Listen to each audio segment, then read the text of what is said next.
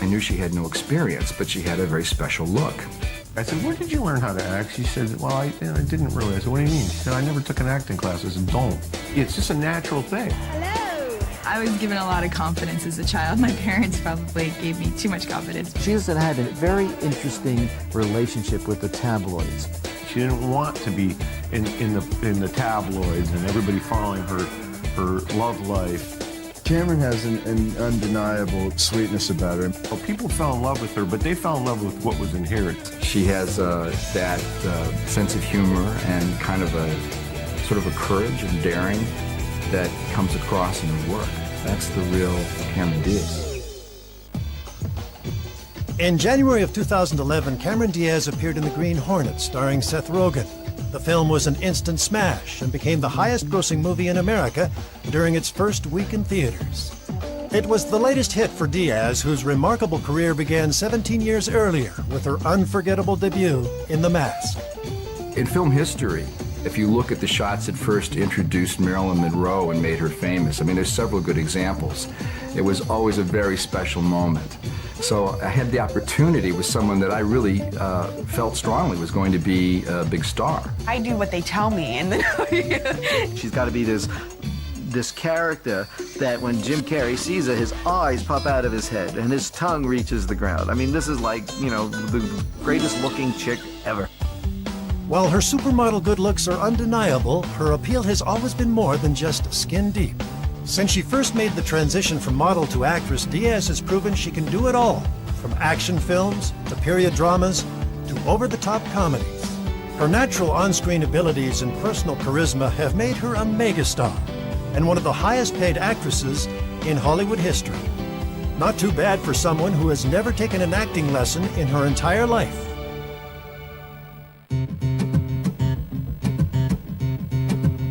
Cameron Diaz was born on August 30th, 1972 in San Diego, California. She was the second daughter of Emilio and Billy Diaz. Cameron's exotic good looks were the result of her eclectic mix of Cuban, English, German, and Native American ancestry. When Cameron was still very young, the Diaz family traveled up the coast and settled in Long Beach. Instead of leaving Cameron and her sister Jimena at home, the parents would take the girls to parties, where they would mingle freely with the adults. I was given a lot of confidence as a child. My parents probably gave me too much confidence, but my sister and I both, my sister was definitely the good girl, and I was a troublemaker. Cameron was a tomboy who channeled her energy into sports. She and her friends would take a 2-hour bus ride to the beach to body surf. She liked to play baseball. She liked to, go hiking. There's a thing called jungle ball that the kids played. She got into fights. Her nose got broken when she was younger. As a teenager at Long Beach Polytechnic High School, Cameron danced at football games with the school's cheerleading group known as the Polyettes. Off the field, Cameron wore concert tees with flannel shirts over top, a look inspired by the popular rock groups of the day. She was also skinny. They called her Skeletor, the kids, So I think it took a while before she started filling out. Though she was described as a gangly teenager, Cameron often attracted the attention of unscrupulous men who promised to launch a modeling career for her. But one man actually made good on his offer. After meeting at a Hollywood party, photographer Jeff Dunas arranged for the then 16-year-old to meet with Elite Modeling Agency. He came up to her and he gave his card and said, give this to your parents and see if they'd call me so I could talk to them about, photographing you for an agency. So that was a different approach, a different line. So she did. She brought it to her parents, and her father called them and met with them, and they discussed possibilities. So anyway, she went down to Elite and they signed her up. Within a week, Cameron had her first modeling job for Teen magazine. It paid $125 and was the first of many assignments. modeling is still photograph. You portray an image only for a very brief amount of time, and then you move on to the next. There were parts of modeling that she really didn't like, but there was also parts that she really didn't mind. Again, carefree. She was having fun. Cameron's teenage years as a self-described rock and roll loving geek would soon be over as she pursued a career as an international model. Cameron Diaz's modeling career started after a chance meeting with a photographer in 1990. After graduating from high school, she traveled to Japan for more assignments. When she was in Japan, she got paid $10,000 basically. That was the expenses, and this is for living and what have you. In the 3 months that she was there, they treat you very well in Japan. You have a driver, you can get into clubs for free, you can get drinks for free, because you're just there to be looked at. Cameron's modeling career began to flourish. She was jetting all over the world, from Australia to Mexico, Morocco to France. She also met her first serious boyfriend, music video director Carlos de la Torre. Diaz kept modeling to pay the bills, but she was also interested in acting. Did she want to be an actress? I think just as much as she wanted to be a model, or she wanted to play ball when she was young, or, you know, go skateboarding, or learn to surf, or do any of the things she does. Life is a lark for Cameron Diaz. In 1993, Diaz auditioned for the role of femme fatale Tina Carlisle in The Mask. But initially, the studio was interested in another model for the role, former Playboy playmate Anna Nicole Smith. I had a little struggle with the studio because they're never comfortable when I have to say, look, I've got a girl who hasn't even done a soap commercial, but I want her to be the lead in the picture. So I had a real sell job to do with the studio. The Mask was developed as a starring vehicle for Jim Carrey, who was an unproven box office commodity when filming started. They needed someone to support Jim Carrey, a name really. This is what the producers were looking at and all, and the studio. Here's Cameron that nobody really knows, who's getting sick over this whole thing. By the time I came back to them with Cameron, the experimental idea at that time was Jim Carrey as a leading man. Then kind of the additional baggage of selling an unknown actress was a challenge. Diaz would play the love interest of The Mask, the alter ego of a mild-mannered bank clerk who is transformed into a green-faced, whirling dervish. The Mask is the kind of guy that just wants to turn the world on fire, you know, and wherever he steps is, you know, there's like lightning bolts coming out of his feet. I mean, he just knows he's gonna just whack the room. The whole point in the film was, do we hope Jim trusts this girl or doesn't trust this girl? She's a nightclub singer, her boyfriend's a gangster, and although Tina always wanted to be a star and always believed she could be, all of a sudden she's having doubts because her boyfriend sort of makes her feel that, you know, she's only capable of what he gives her.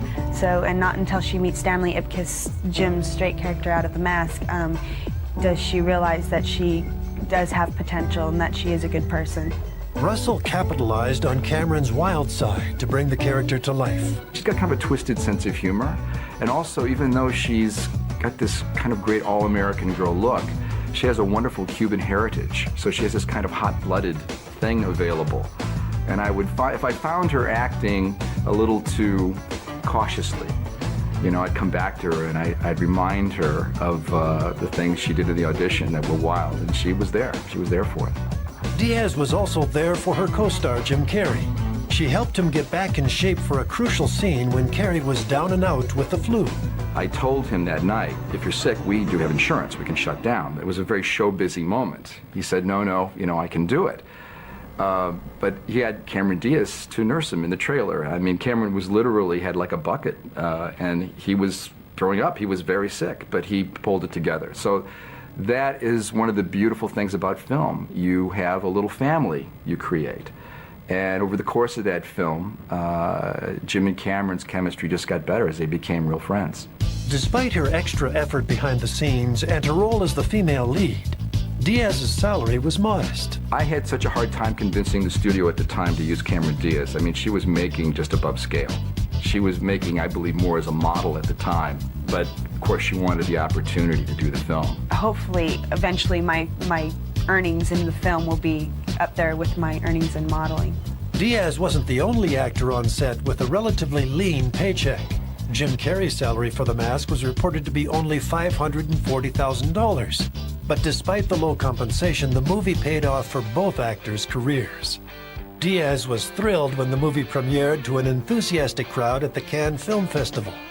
When The Mask opened in theaters 2 months later, it established Carrey as a bankable movie star and provided Diaz with a very impressive calling card. while she's doing it, there was a point almost where she just said, no, you know, is anybody going to really see this movie? And then she asked the director at one point, well, my parents ever get to see this, you know? And they said, yes. They said, yeah. They said, well, where? They said, in, like, movie theaters? And it didn't dawn on her that this thing is going to be in movie theaters. So I don't know what she was thinking, you know? It was, like, very naive, you know? And she laughs about it now, but that's really where she was coming from. The Mask was a huge hit in the summer of 1994, earning more than $120 million at the box office. Diaz's performance earned rave reviews. The show business trade paper Variety declared her a real find, while Roger Ebert called her a genuine sex bomb with a gorgeous face, a wonderful smile, and a gift for comic timing. With just one movie to her credit, Cameron Diaz had arrived. I knew immediately we had a huge hit. I was thrilled, and so was Cameron. But she came to me after that screening, having seen the picture for the first time, and punched me in the arm, like that sister punch that hurts, you know? It's like, and she said to me, you didn't tell me how much I was responsible for. I think she finally realized she was in fact the lead of this picture.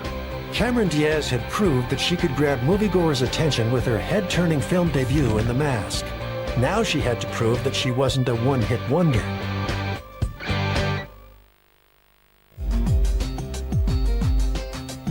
In 1994, Cameron Diaz had a smash hit with her movie debut in The Mask. Now came the difficult task of finding a suitable follow-up. She had everyone's attention in Hollywood. I know Scorsese interviewed her for Casino. She had a lot of things going on immediately. Diaz had signed on to star as Sonya Blade in Mortal Kombat, an action movie based on the popular video game. But during her martial arts training, she broke her wrist and had to drop out of the project.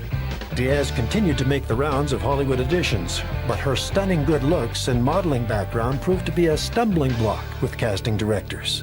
You know, I go into a reading and they say, oh, she's too pretty for the part. And I guess I have to learn to play down my looks. It bothers me when I know that I can play the part. Diaz decided to go the independent route. She won roles in low-budget movies, including The Last Supper with Ron Eldard and Annabeth Gish, and Feeling Minnesota with Keanu Reeves. She had broken up with music video director Carlos Del Torre after a 5-year relationship and was now seeing her other co-star from Feeling Minnesota, Vincent D'Onofrio. During the filming of Feeling Minnesota, Diaz found herself staying at the same hotel as actor Matt Dillon, who was in town shooting the comedy Beautiful Girls. They just seemed to be friendly at the time. I think it was another year before Dylan called her up and asked her out, but they hit it off, and they got very involved very fast, and she was very open about it. In 1996, Diaz played another femme fatale, this time coming between two brothers, in She's the One.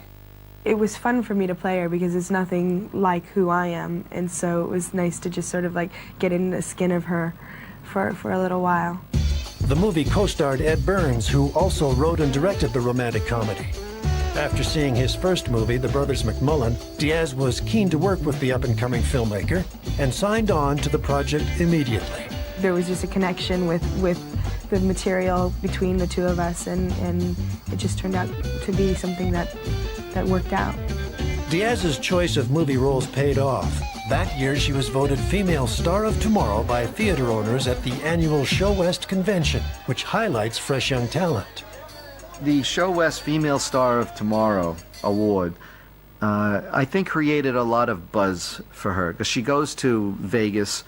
She gets, you know, they get the award and whatever, and she plays craps, she enjoys, you know, for she gambles, she has fun, so she's making an appearance. It's publicity, is what it is. When Diaz decided to return to a big-budget Hollywood movie, she did it with a bang. In My Best Friend's Wedding, she starred opposite the reigning queen of romantic comedy, Julia Roberts. The prospect of working with Roberts was both exciting and daunting. She's been doing this long enough. She's a seasoned actor. You admire her, so there was definitely a little bit of knee shaking happening. What she learned from Julia Roberts was that Julia Roberts is a very professional actress, and when she came on the set and they started working together, she turned into the character right away, and she was focused, and she was, she knew her lines and she knew what she was doing. Diaz needn't have worried. She held her own opposite Roberts and won even more fans. In its review of the movie, Rolling Stone magazine called Diaz irresistible. Cameron's divine, really nice, sweet, and really clever actress. Cameron has an undeniable sweetness about her. I mean, she really has it's almost another worldly kind of thing about her, and you can't take your eyes off her face, and she's just incredibly talented and sweet. Diaz played a perky bride-to-be whose wedding is sabotaged by a jealous Julia Roberts. Though Roberts received top billing, she insisted the movie was an ensemble effort. A good deal of it was improv, but in order to do that kind of improvisation, you really have to have the good fortune of a group of people who really understand their characters and one another, because it's difficult. Once you go off the book, it's, you know, anybody's game, and it can really fail miserably. So in order to do that kind of thing effectively, you really have to have a pretty tight ship. My best friend's wedding showed that she could hold her own with Julia Roberts, that she could be the object of desire, and not only that, but that have the boyfriend choose her over Julia Roberts. During filming in Chicago, art imitated life as Diaz attended her own best friend's wedding. She got married literally smack dab in the middle of it all. I was in the wedding, so I had to be there. So the scheduling was kind of, you know, trying to get through all of this.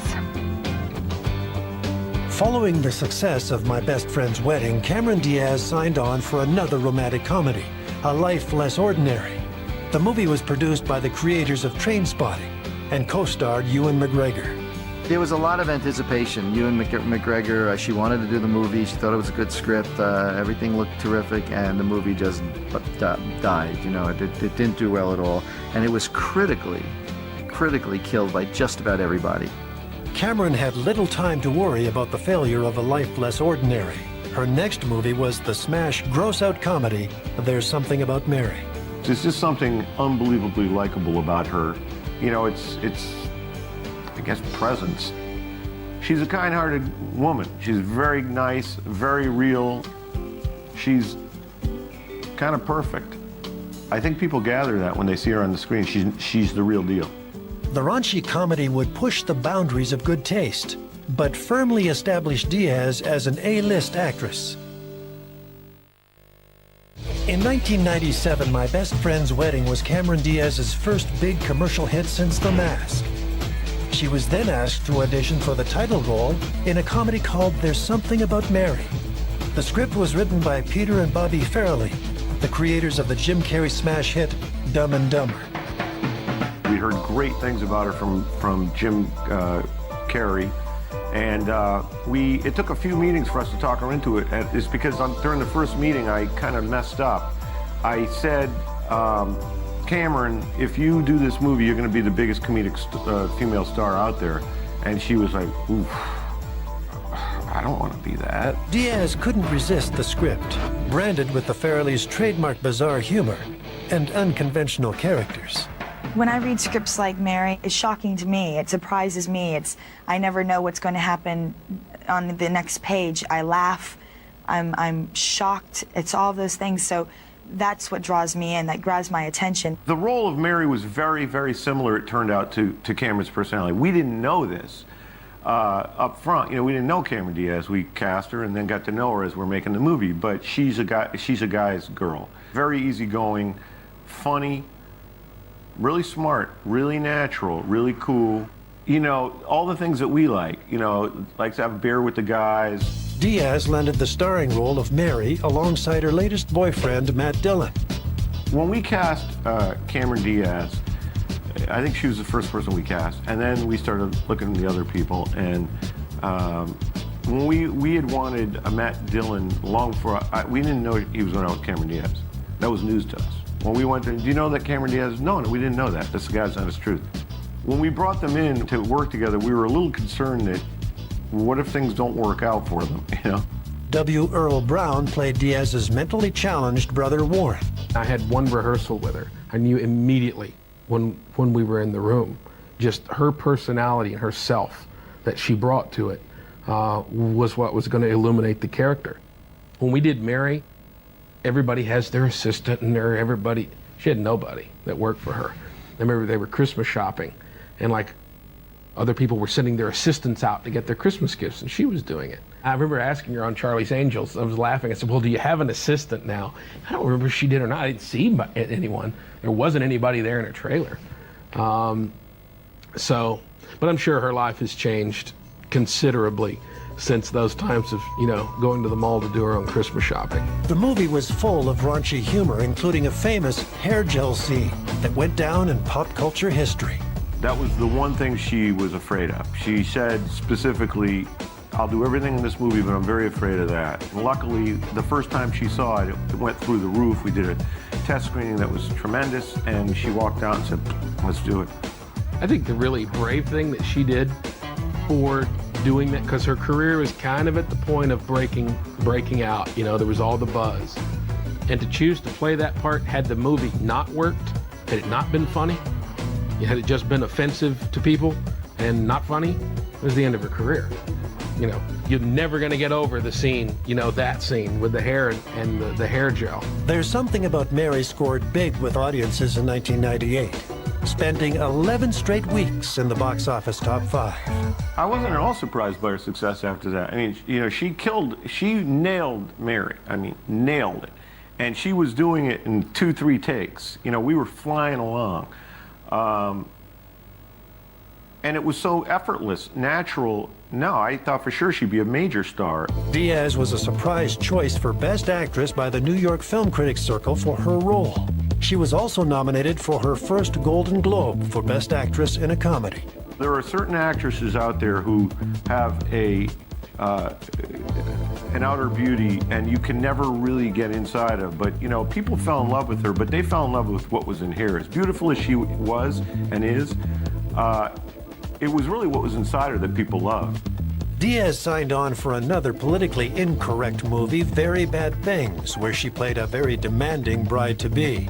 Diaz admitted that in real life she could relate to some of the obsessive-compulsive behaviors of the bride she played.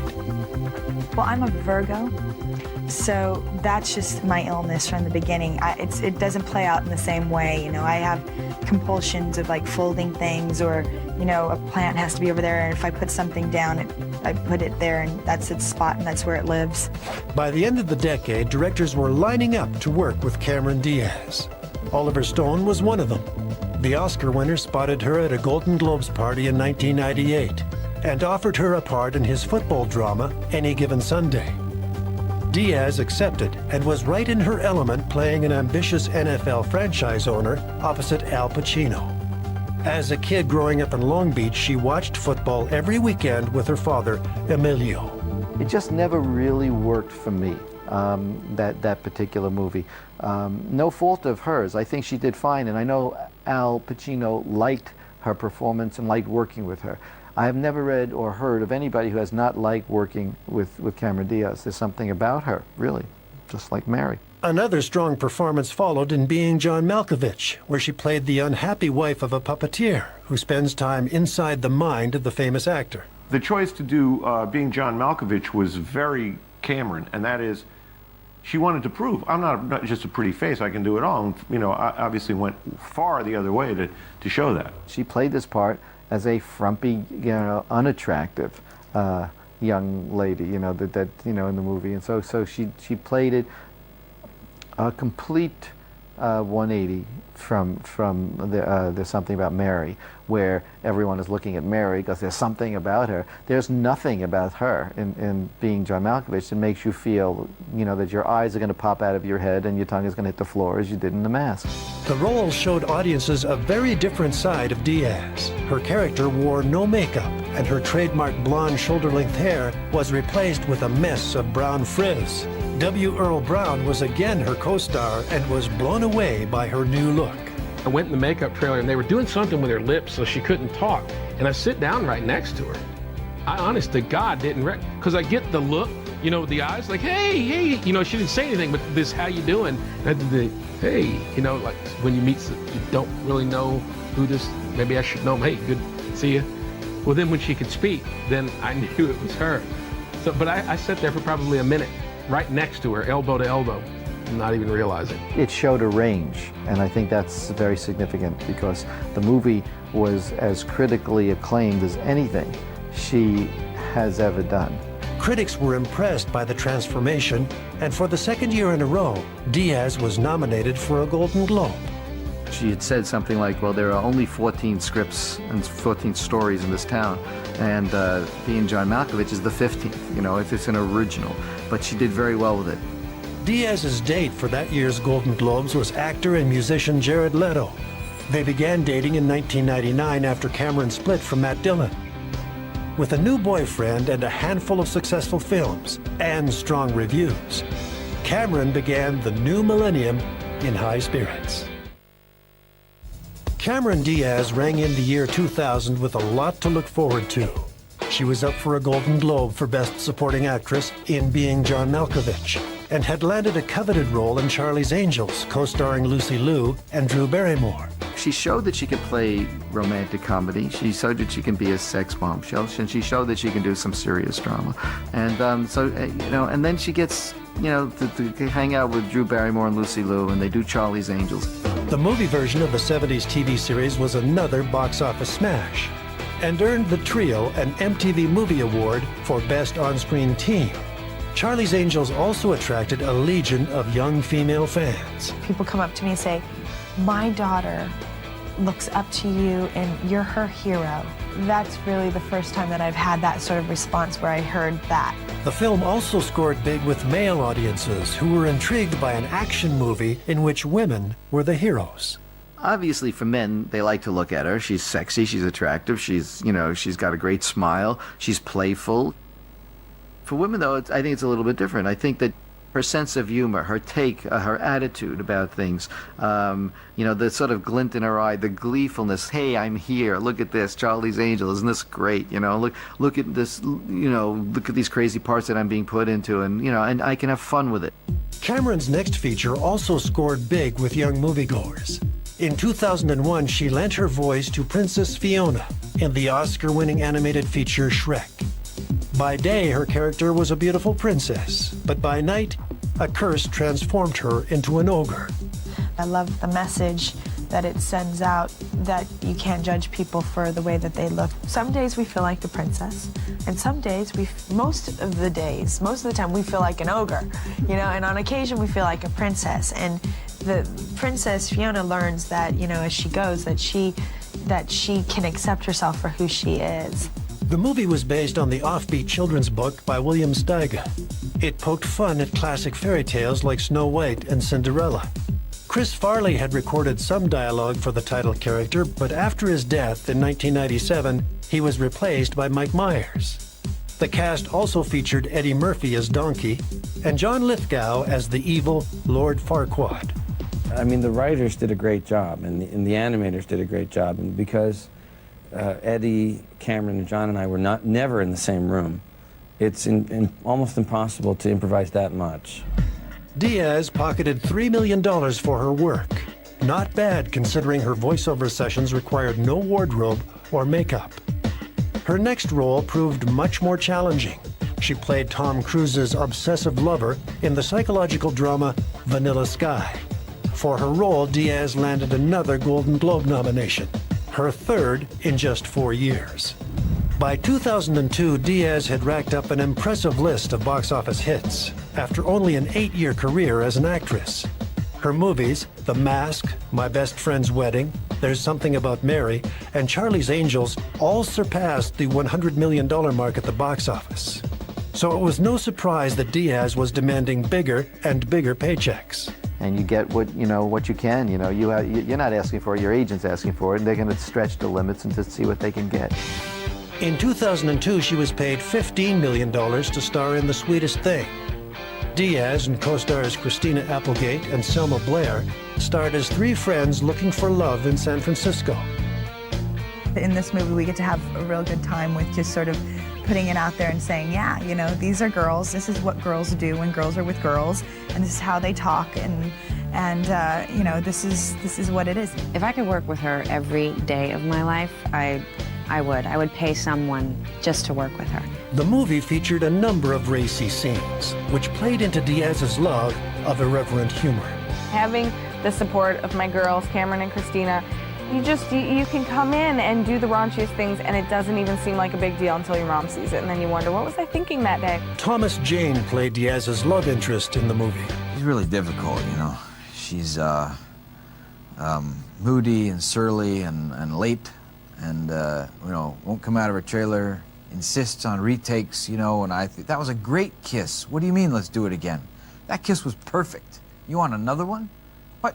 Is anyone alone in the fact that I think that was a great take and Cameron here wants another kissing take? You know, arguments like that all the time. While The Sweetest Thing proved to be a disappointment at the box office, it didn't diminish her star power. Diaz's asking price was still going up, and director Martin Scorsese was knocking on her door. In 2002, Cameron Diaz's smiling face was on the cover of virtually every celebrity magazine. But the blonde beauty was always looking for a challenge. She beat out the likes of Heather Graham and Christina Ricci for a role as a pickpocket in Gangs of New York. The movie featured an all-star cast including Leonardo DiCaprio, Daniel Day-Lewis, and Liam Neeson. Diaz traveled to Italy to shoot the gangster epic under the direction of Martin Scorsese. I just wanted to have the opportunity to be in the room with him. But, you know, I was fortunate enough to get to go to Rome for 6 months. Then Martin Scorsese wants her for Gangs of New York, but he didn't know he wanted her until she auditioned. A lot of people auditioned for that film. And what happened is that Leonardo DiCaprio, his eyes lit up when he saw her because he knew her.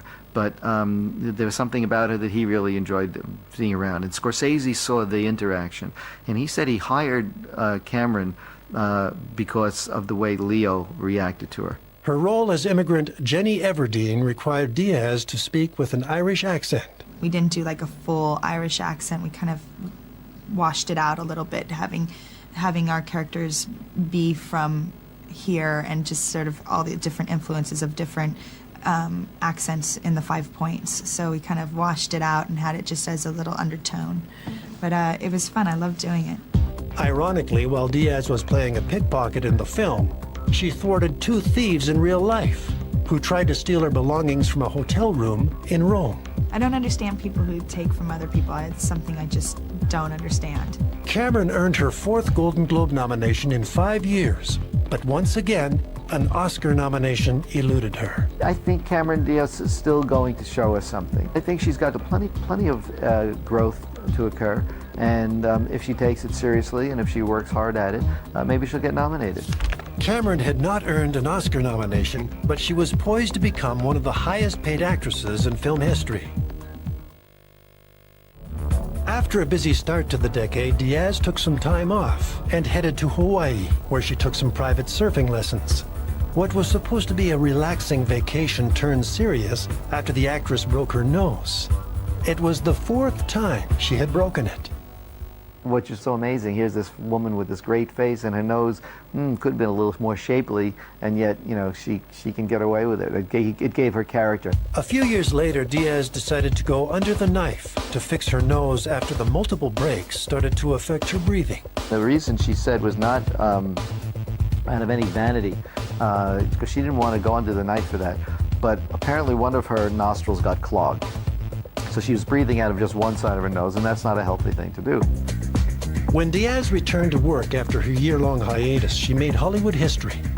In little more than a decade, she had become one of the industry's top box office draws. Her movies grossed more than $4 billion worldwide. So it was no surprise when she negotiated for top dollar to reprise her role in the sequel to Charlie's Angels. Diaz became just the 2nd actress, after Julia Roberts, to be paid $20 million for a picture. When Cameron became the 2nd woman to make a $20 million payday on film, I wasn't really surprised. I mean, she has that value commercially. $20 million was the top rate for any woman that we know of so far, so they asked for it. So money talks in this town. The high-action follow-up meant Diaz had to be in top shape. Her assets were featured prominently in the poster, making her slim figure the envy of women everywhere. It's about how you feel inside your body, and for me, I feel my best, not maybe when I look my best to everybody, but when I'm just strong and I'm eating right and I'm taking care of myself and I'm exercising, that's when I just feel my best. Cameron's famous figure was back in the headlines for another reason. Provocative pictures taken of her in 1992 while she was modeling in Japan had come back to haunt her. Photographer John Rutter was accused of trying to extort $3.5 million from the actress in exchange for the photos, which he threatened to shop around to the highest bidder. After a criminal trial in 2003, Rutter was found guilty and sentenced to nearly 4 years in jail. The judge prohibited the photos from ever seeing the light of day. She says, well, when you're young and naive and a bit stupid, you do these things, you know. I like to think that young women who are starting to model would think twice about doing these things, because this is exactly what could happen with it. After Charlie's Angels Full Throttle, Diaz pocketed $10 million to head back into the studio for Shrek 2. Diaz and boyfriend Jared Leto had broken up after 4 years of dating and an engagement. She started seeing Justin Timberlake after they met at the Kids' Choice Awards. The former NSYNC member was 9 years younger. The high-profile relationship made Diaz and Timberlake a favorite target of the paparazzi. In 2004, outside LA's Chateau Marmont Hotel, 2 photographers accused the duo of grand theft and battery after the couple took one of their cameras, which was later handed over to the police. In September 2006, Diaz had another run-in with the tabloid media and filed a police report with the LAPD, accusing a photographer of assault and alleging that he drove his car directly at her. She loves photographers. She doesn't like the paparazzi. She makes that distinction. When you're on the red carpet and photographers are there, they're working for their living. They're working hard, and she knows them, and she knows what they need, and she'll give it to them. But when you're jumping out of a bush, you know, when you're in hiding, and you're going there and you're endangering them, that's a whole other story. While trying to keep her personal life out of the tabloids, Diaz attended the Toronto Film Festival to promote her latest movie, In Her Shoes. She and Toni Collette played feuding sisters who discovered a grandmother they never knew they had. Diaz recommended 8 Mile and LA Confidential director Curtis Hanson for the movie adaptation of Jennifer Weiner's best-selling novel. When I read it with her in mind, and immediately thought, who better to play this character who's allowed to cruise by on the basis of what she looks like and on the basis of the way men react to her. And the fact that Cameron wanted so badly to play it gave me confidence that she very much wanted to play the dark side of that same thing. Just days before the movie premiered at the Toronto Film Festival, Diaz took part in a celebrity benefit for the victims of Hurricane Katrina. Our community got together and, you know, did what we do. We put our faces out there to help bring money in. And among, you know, there's other things that we all are doing separately to try to help with this. And I think that it's really important that we all keep up with, you know, what the future will ask of us, because I know that there's going to be a lot that we still need to do. While Diaz was vocal in her support for the Hurricane Relief Fund, she was also active in supporting many environmental causes. She produced and hosted the MTV show Trippin', where every week she took celebrity friends to an endangered area of the world. But even that well-intended message was diluted by the media when a tabloid ran a story accusing her of adultery with the married producer of the show. Shane Nickerson is the MTV producer, and who's married, and at one point there was a photo taken where she's hugging Shane, but it was innocent. So when it came out and they started saying that she's having an affair and with him and blah, blah, blah, well, it's hurting her relationship with Justin because it's not true, and it's hurting Shane Nickerson's relationship with his own wife and family. Diaz and Nickerson denied the claims and sued the magazine for libel and slander after it published an article with the headline, "Cameron Caught Cheating." I guess it upset them enough to say enough is enough. I'm not going to take this. I'm not going to let them scandalize us when it's not true. It gets out there. All these families get affected. We know it's an innocent hug, and for them to do this, I think they better be put in their place. And so she did. She successfully put them in their place. So she's had a very interesting relationship with the tabloids. Diaz also made a surprise appearance at Stanford University, where she guest lectured on environmentally friendly design. With all her causes, Cameron still found time for her day job. In December 2006, she joined Jude Law for the romantic comedy The Holiday. For me, the best holidays are just when I can get away with a group of friends, you know, or with my family, and just be with the people that I love. We get our whole family together and spend a week and hang out, and those are always my favorite holidays. Playing a career woman who swaps houses with Kate Winslet, Cameron shot most of the movie in and around London. I don't quite know what Cameron made of England. I mean, she'd been here before, obviously. I don't think she was. I seem to remember her hightailing it for the plane to get back to the surf and the sun and her life in California. Back in Los Angeles, Diaz was again in the media spotlight after she announced her breakup with Justin Timberlake.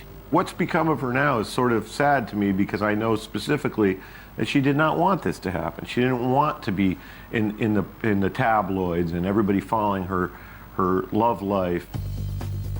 Despite her best intentions, one high-profile project placed Diaz and Timberlake in front of the press once again. In 2007, Cameron returned to the Shrek franchise to provide the voice of Princess Fiona in both Shrek the Third and the holiday special Shrek the Halls. For the series' third installment, Timberlake was also attached, lending his voice to a character.